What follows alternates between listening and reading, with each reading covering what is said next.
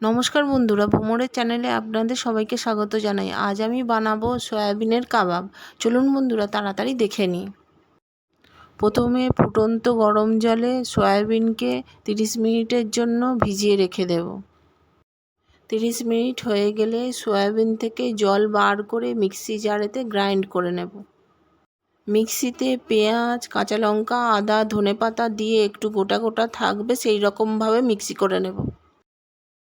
এরপর একটা বাটিতে গ্রাইন্ড করা সয়াবিন, পেঁয়াজ, আদা, লঙ্কার পেস্ট, কর্নফ্লাওয়ার, ময়দা, স্বাদমতো নুন, লাল লঙ্কার গুঁড়ো, জিরে গুঁড়ো, ধনে গুঁড়ো, চিকেন মশলা, চিং চাইনিজ মশলা, আমচুর মশলা, চাট মশলা, চিং চাইনিজ চাটনি সবাইকে ভালোভাবে মিক্স করে নেব।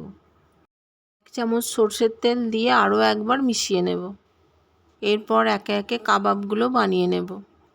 কড়াই গরম হলে তেল দিয়ে কাবাবগুলোকে কড়াইতে দিয়ে ব্রাউন করে ভেজে নেব। ব্রাউন করে ভাজা হয়ে গেলে তুলে নেব। এইভাবে সমস্ত কাবাবকে ভেজে নেব। চাটনি বানানোর জন্য টমেটো কেচাপ, চিং চাইনিজ চাটনি, পেঁয়াজ কুচি, কাঁচা লঙ্কা, টমেটো কুচি, ধনেপাতা দিয়ে ভালোভাবে মিশিয়ে নেব। এরপর চাটনি আর কাবাবের উপরে লেবুর রস, চাট মশলা, আমচুর মশলা ভালোভাবে ছড়িয়ে দেব।